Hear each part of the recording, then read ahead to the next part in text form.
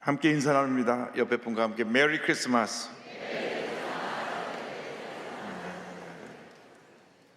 우리 한국말로 한번 다시 인사합니다. 성탄을 축하합니다.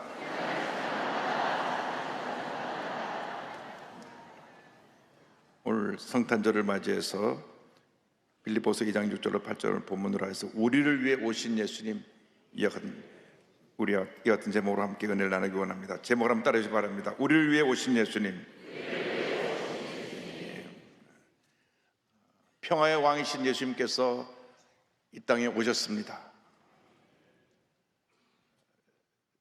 죄와 사망의 권세가 뒤덮인 이 땅에 주님께서 평화의 왕으로 오신 것입니다.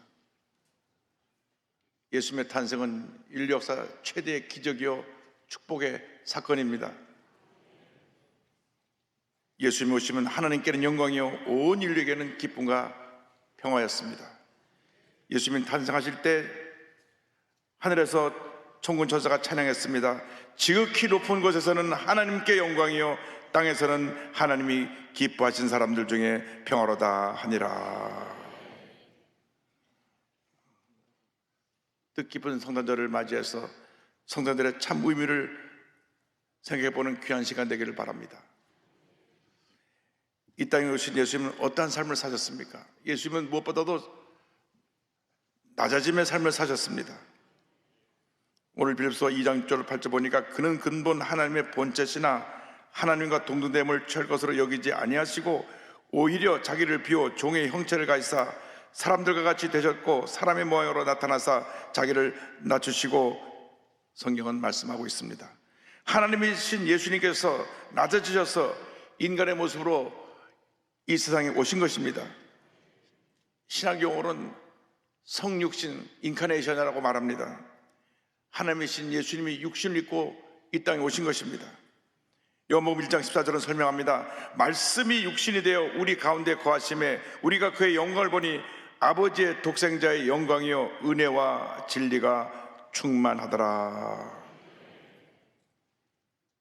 예수님께서는 이처럼 자신을 비우시고 낮아지셔서 겸손의 본을 보여주셨습니다.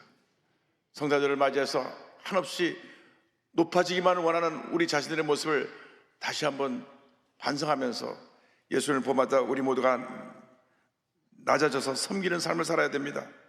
특별히 예수님을 따른 그리스도인이란 칭호를 갖고 있는 우리가 예수님의 마음을 품고 한없이 낮아져서 작은 예수의 모습으로 살아가야 할 것입니다. 예수님께서 이 땅에 오실 때 너무나 초라한 모습으로 오셨습니다. 만왕의 왕 되신 예수님께서 왕궁에서 모든 사람들이 환영과 축하를 받으며 타는 것이 아닙니다. 베들레헴의 어느 한 누추한 마곡간에서 태어나셔서 말 구유에 누우셨습니다. 누가복음 1장 2장 7절은 설명합니다. 첫 아들을 낳아 강보로 싸서 구유에 누웠으니 이는 여관에 있을 것이 없음이로라. 여관에 있을 것이 없었다고 성경은 말씀합니다. 만삭된 여인을 받아줄 여관은 그 어디에도 없었던 것입니다. 당시 호적을 등록하라고 하는 황제의 명령이 내려서 모든 사람이 자기 고향으로 가서 호적을 등록하러 갔는데 여관마다 사람들로 가득가득 차 있었습니다. 그런데 만삭된 여인이 오니까 여인에게 방을 줬다가는 여러 가지로 불편함이 생겨서 아예 모두가 방이 없다고 거절한 것입니다. 예수님은 우리의 죄를 짊어지시고 십자가 달려 돌아가시게 이 땅에 오셨는데 정작 이 세상에 그 누구도 예수님을 반갑게 맞이하지 않았던 것입니다. 예수님은 낮고 찬한 곳에 임하셨습니다. 예수님의 일생은 낮아짐, 섬김, 희생의 일생이었습니다. 예수님 우리들을 이러한 겸손의 삶으로 초청하십니다. 마태복음 11장 28절 29절입니다. 수고하고 무거운 짐진 자들아 다 내게로 오라. 내가 너희를 쉬게 하리라. 나는 마음이 온유하고 겸손하니 나의 멍에를 메고 내게 배우라. 그리하면 너희 마음이 쉼을 얻으리니. 왜 우리 마음에 늘 불안하고 염려 걱정이 많습니까? 그는 우리가 예수님의 온유와 겸손으로 무장되어 있지 않기 때문에, 우리 인간의 생각이 늘 앞서기 때문에 염려, 근심, 걱정이 우리 마음에 가득하고 우리를 불안과 걱정 가운데로 이끌어가는 것입니다. 진정한 마음의 평안은 온유와 겸손으로 우리가 무장되어질 때 우리에게 임하는 것입니다. 그러나 하나님을 떠나 자기 뜻대로 살아가는 모든 인간의 마음속에 자리 잡고 있는 것이 바로 교만이라고 하는 죄입니다. 교만 그 자체는 우리 인간에서 가장 큰 적이요 죄의 원 모습이 되는 것입니다. 잠언 10장 18절에 교만은 패망의 선봉이요 거만한 마음은 넘어짐의 앞잡이니라고 말씀하고 있습니다.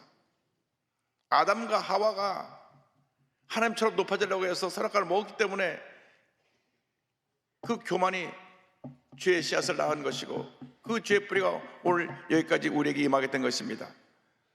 높은 자리로 올라가는 것이 문제가 되는 것이 아닙니다. 높은 자리에 올라가면 올라갈수록 초심을 잃지 말고 언제나 겸손한 모습으로 낮아져서 섬기는 삶을 살 때 하나님께 인정받고 사람에게 존경받는 지도자가 되는 것입니다.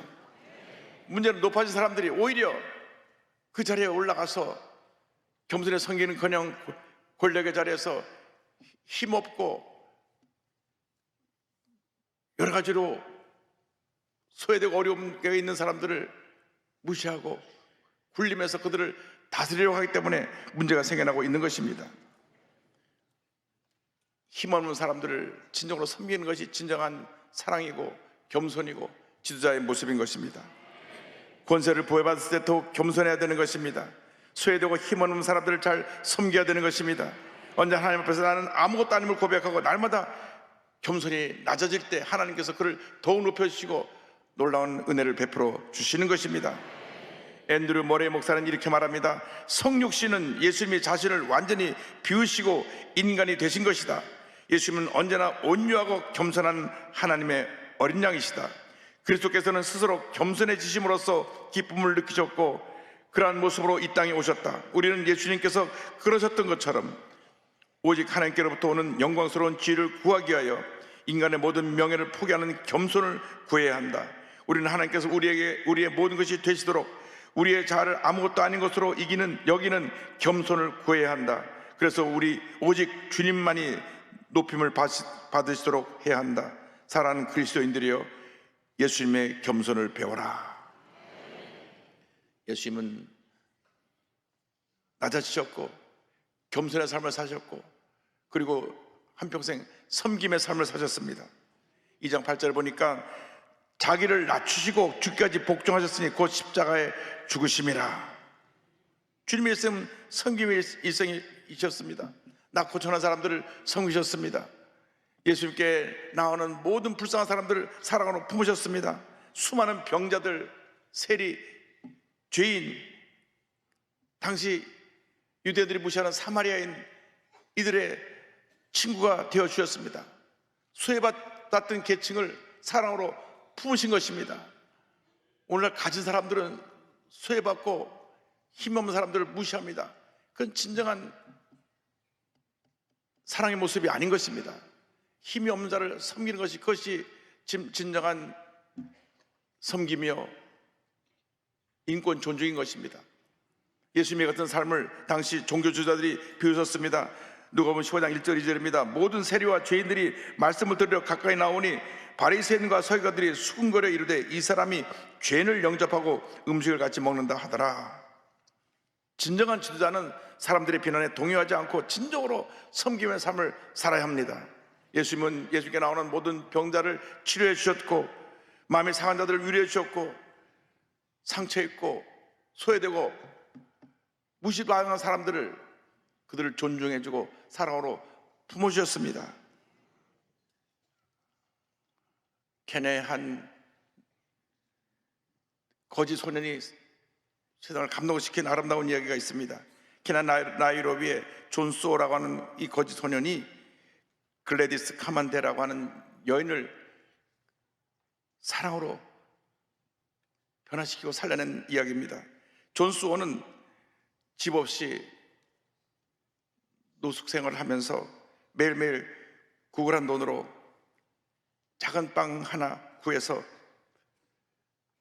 배를 채우며 살아가는 그런 거짓 소년이었습니다.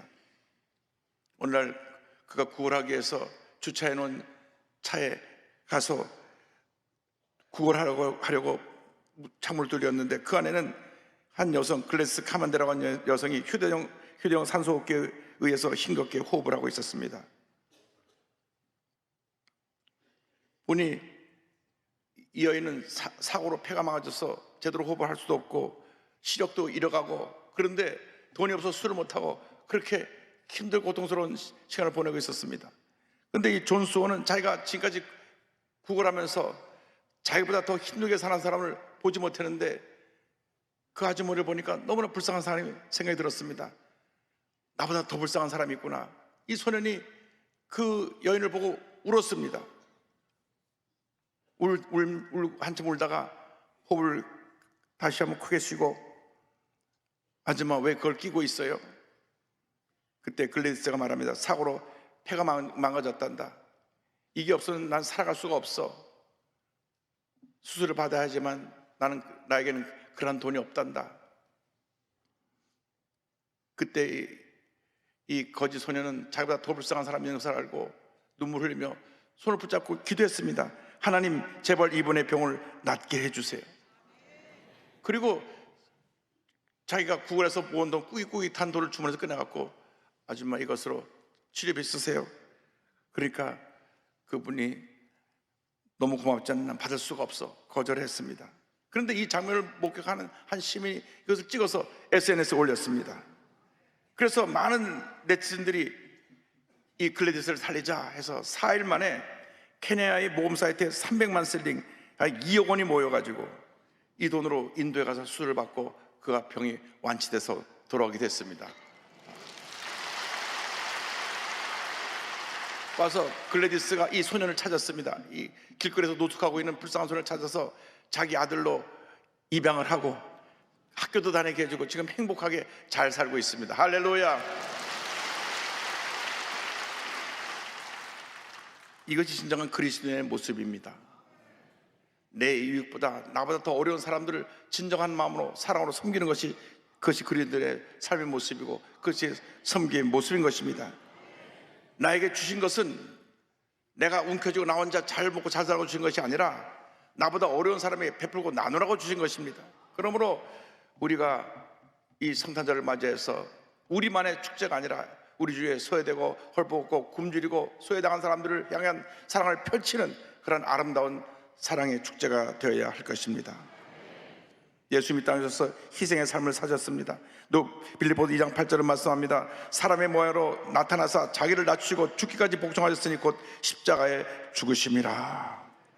예수님 오신 것은 섬김을 받으러 오신 것이 아니라 섬기러 오셨고, 예수님 오신 것은 우리를 위해 십자가에서 희생하기 위해 오신 것입니다. 마가복음 10장 45절은 말씀합니다. 인자가 온 것은 섬김을 받으려 함이 아니라 도리어 섬기려 하고 자기 목숨을 많은 사람의 대속물로 주려 함이니라. 섬김과 희생의 절정이 바로 예수님의 십자가인 것입니다. 십자가에서 예수님 자신의 모든 걸 다 내어주시고 온 인류를 죄 가운데서 구원하셨습니다. 우리가 아직 죄인 되었을 때에 주님이 이렇게 우리를 위해서 희생하신 것입니다. 로마서 5장 8절은 설명합니다. 우리가 아직 죄인 되었을 때 그리스도께서 우리를 위하여 죽으심으로 하나님께서 우리에 대한 자기의 사랑을 확증하셨느니라. 요한일서 4장 10절 11절입니다. 사랑은 여기 있으니 우리가 하나님을 사랑한 것이 아니요 하나님이 우리를 사랑하사 우리 죄를 속하기 위하여 화목제물로 그 아들을 보내셨음이라. 사랑하는 자들아, 하나님이 이같이 우리를 사랑하셨은즉 우리도 서로 사랑하는 것이 마땅하도다.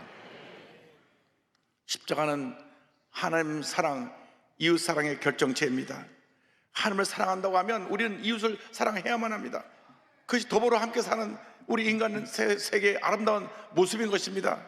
요한일서 4장 20절을 말씀합니다. 누구든지 하나님을 사랑하노라 하고 그 형제를 미워하면 이는 거짓말하는 자니 보는 바 그 형제를 사랑하지 아니하는 자는 보지 못하는 바 하나님을 사랑할 수 없느니라.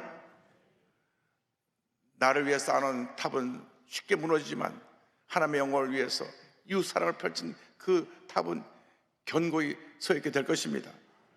사람이 주는 영광에 그것에 취해 있지 말고 하나님 앞에 인정받고 하나님의 주시는 그 축복을 누리며 살아가는 여러분 모두 되시기를 주님의 이름으로 축원합니다.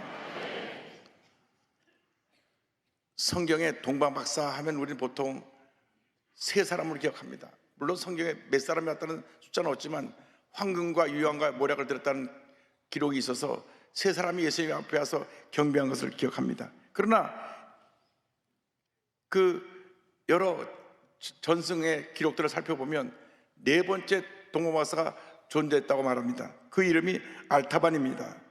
알타반은 예수님을 기다리는 동방박사 중에 한 사람이었습니다. 세 명의 동방박사와 함께 예수님을 메시아를 경배하기로 하고 자신의 전 재산을 팔아서 세 가지 보물 사파이어, 루비, 진주를 준비해서 길을 떠납니다. 그런데 다른 세 명의 동방박사 만나기로 한 그 장소로 가는 중에 피 흘리며 쓰러 죽어가는 사람을 만납니다.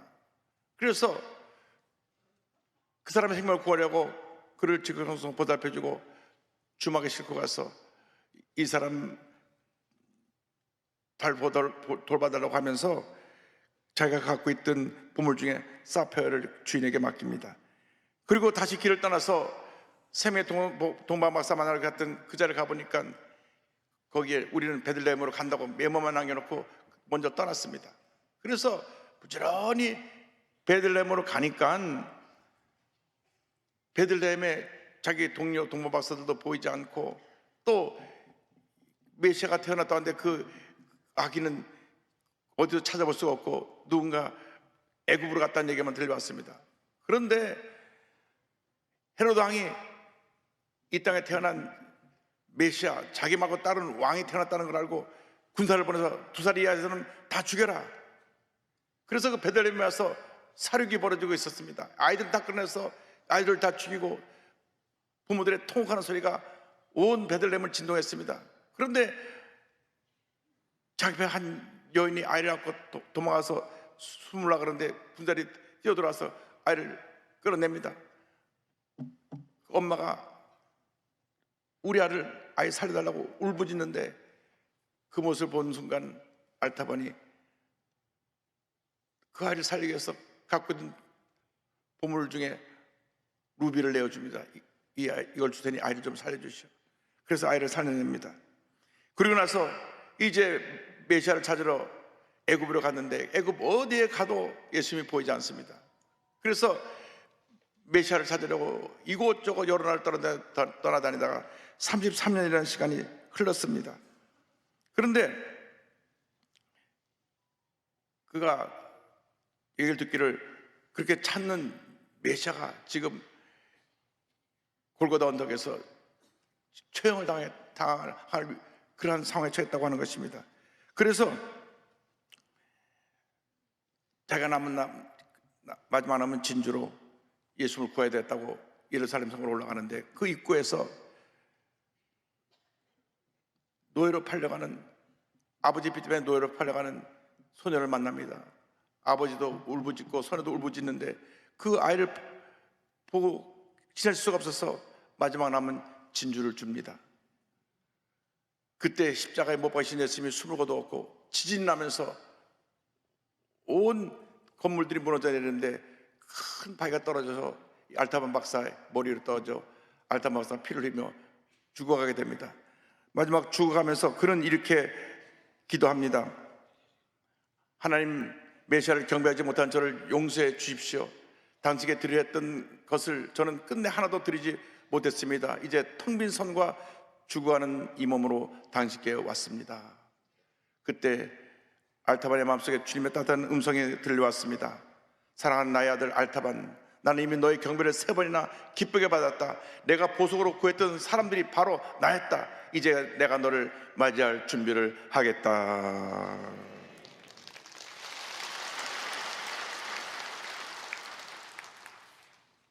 그리고 예수님의 성경 말씀이 들렸습니다. 이에 의인들이 대답하여 이르되 주여, 우리가 어느 때 주께서 줄이신 것을 보고 음식을 대접하였으며 목마르신 것을 보고 마시게 하였나이까? 어느 때 나가는 되신 것을 보고 영접하였으며 헐벗은 것을 보고 옷 입혔나이까? 어느 때 병드신 것이나 옥에 갇힌 것을 보고 가서 배웠나이까? 하리니 임금이 대답하여 이르시되 내가 진실로 너에게 이르노니 너희가 여기 내 형제 중에 지극히 작은 자의 하나에게 한 것이 곧 내게 한 것이니라 하시고, 그 어느 때보다 혼란과 갈등으로 이 어려운 시기에 우리의 이 땅에 오신 예수님처럼 희생과 섬김으로 우리 이웃의 소외된 자들을 살피고 사랑으로 그들을 돌보는 주님의 귀한 일꾼들이 다 되시기를 바랍니다. 참된 성탄의 의미는 낮아짐, 섬김, 희생에 있는 것입니다. 그러므로 우리가 이 땅 살아가는 동안 세상 사람들이 가는 그러한 탐욕의 길을 가지 말고 우리 예수님이 가신 희생의 길을 가서 선한 영역을 온 세상에 펼치고 자손만대로 아름다운 신앙 유산을 남기는 여러분 모두가 되기를 주님으로 축원합니다.